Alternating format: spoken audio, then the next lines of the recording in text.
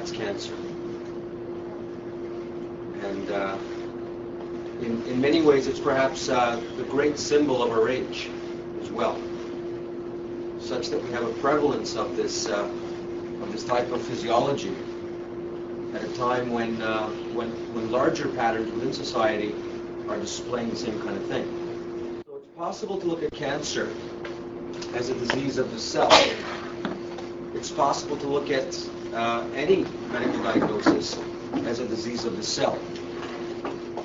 It's also possible to look at any medical diagnosis as a disease of the organ or gland. It's also possible to look at it as a disease of the individual. It's also possible to look at it as a disease of culture, of society, of an era in human history. So if we try to look at cancer through all these different points of view, then we can get some insights. Now, modern medicine is extremely materialistic, i.e. it focuses on cancer as a disease of the cell and stops its analysis there. And so all its treatments are very physical and cellular oriented. And that's just one slice of reality. So holistic treatment looks at these other levels as well. Now, it's not to say that one viewpoint is necessarily more valid than others, because there are situations where looking at it as a disease of the cell is very helpful.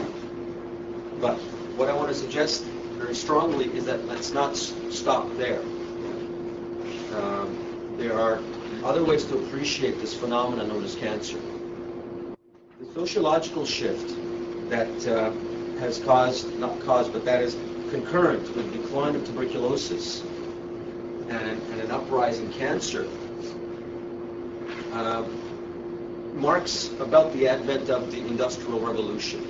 So around that time, this shift begins to occur. So all society moves towards a different direction mentally. There are different ideals, different way of doing things. Society moves in different directions. So this idea of uncontrolled growth becomes very, very prominent. And lo and behold, we have manifestations of all sorts. We have manifestations in the world of economics, which prove disastrous, which are currently proving disastrous. We have manifestations in the world of ecological balance to do with uncontrolled growth, which prove disastrous. And so the same kind of idea translates also to health and illness. And this idea of uncontrolled growth is cancer. So cancer is not just to be seen as a disease of the cell. That's a starting point only. We got one big factor these days in the prevalence of cancer, and that's environmental pollution, which wasn't around as much 50 to 100 years ago. And I read the other day that there's now been a linkage found between people who have used indoor insecticides and Alzheimer's. Okay? So the use of chemical toxins is so prevalent that if a person is not able to metabolize all of that, something's going to happen.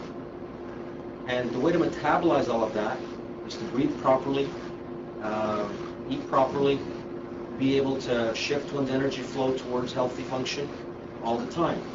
So if one does that, they can walk through, a fire and not get burnt.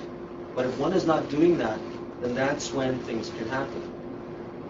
Some of the most damaging toxins right now are from industries in pesticides, the farming industry, the petrochemical industry, the plastics industry. They release toxins, chemical pollutants, which mimic sex hormones, essentially. In fact, usually female sex hormones. So that is a huge factor right now. So we got a rise in breast cancer, cervical cancer, prostate cancer. All of these tissues are very, very sensitive to sex hormones. So that's a very large factor. With chemotherapy and radiation therapy, there's obviously a very large stress on the body, on the person. And the stress response is largely an adrenal response of the adrenal glands. So there's the secretion of cortisol and secretion of adrenaline and other similar hormones. And so what tends to happen is that this response is overstimulated as part of the toxic cancer therapy. And so the other thing that should be done is adrenal gland support during therapy. So in my experience, my clients who've been diagnosed with cancer, they do better through treatments if they take herbal substances which help the repair process, especially of the mucous membranes, and they take substances which offer an adrenal support at the same time. So that the body is not hit as hard, and that makes a lot of difference.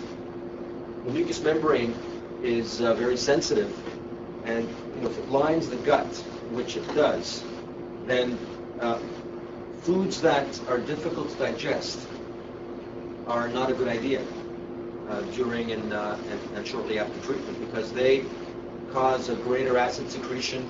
They demand more of the mucous membrane. They demand more enzyme secretion, more acid secretion. So that's harder on the gut. So it's very advisable to take well-cooked foods primarily, because that makes it easier on the gut. So there are very intelligent dietary and herbal therapies that can be adjuncts to standard chemotherapy and radiation therapy. For breast cancer, mammograms are said to be early detection. Well, if something's already in the breast, and if that's early detection, then that's not terribly early as far as I can tell. In my experience, it's possible to work with the body and to find points on the body which have to do with menstrual and breast health. And if they are not quite right, it's possible to work with them at that level and prevent the body going into a physical manifestation of what is at first an earlier kind of dysfunction, an earlier kind of energy imbalance. So it's possible to actually have early detection. So when we talk about prevention, so there's one way of assessing that doesn't exist in the modern Western tradition. There are plenty of signs and symptoms which are simply not understood or ignored. Modern medicine is not useful for prevention. It just isn't. It's not made for it. It's wonderful if you're in a crisis that's of an acute nature and you need to be brought out of it and you need to get to the hospital because you're having a heart attack. Wonderful. But for early detection, for prevention, it simply doesn't have it. Okay? And it doesn't have it because it doesn't know how to look at the body and signs and symptoms so that symptoms that are just a little bit off what would be considered normal or healthy are simply ignored or not understood to be a problem. So if things are let go for long enough time, then the next big stressor that hits life, and something is already wobbly, it's going to have the possibility of going right off. But if energy flow and function, glandular function, organ function, is working very well, then the next big stressor is going to rock it, but it's likely not going to take it right off. In my experience, meridian flow assessment is the earliest detection possible. It's possible to pick up by experienced practitioners energy fluctuations at a very early level and to correct them right there and then. In fact, the world of yoga and qigong and tai chi is based upon this. For people to learn these arts and to become aware of their own body, their own energy flow, and to correct it on a daily basis. to correct their dietary choices on a daily basis. This is what needs to be done. Otherwise, big problems can occur, which then have to be dealt with, in a large-scale way, and that's a much more difficult way to live. Holistic treatment looks at the individual. It doesn't look at the disease, and certainly doesn't stop at looking at the disease as if it is of the cell only.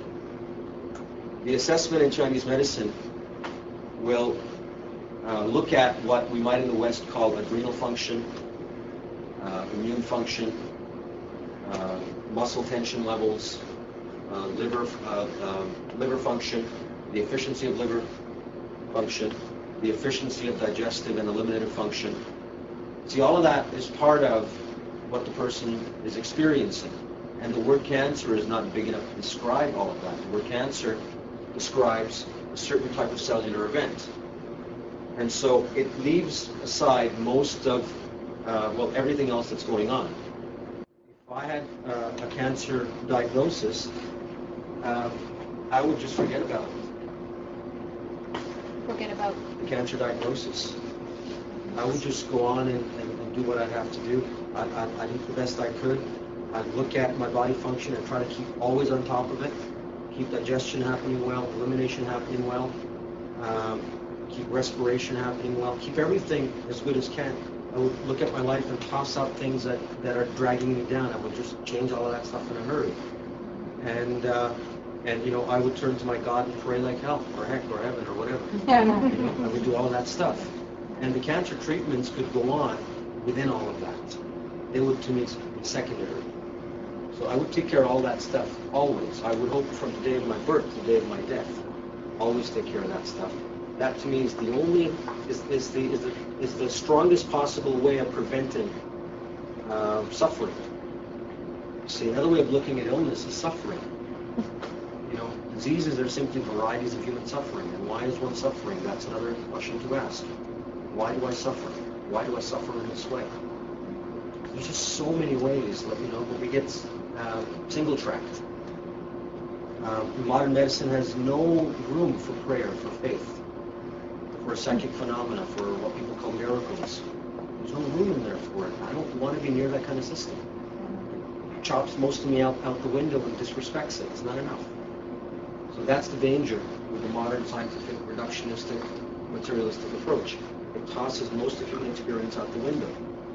And that's its danger. So use it, but don't take it on as the only reality. That would be my advice. There's plenty of other things out there.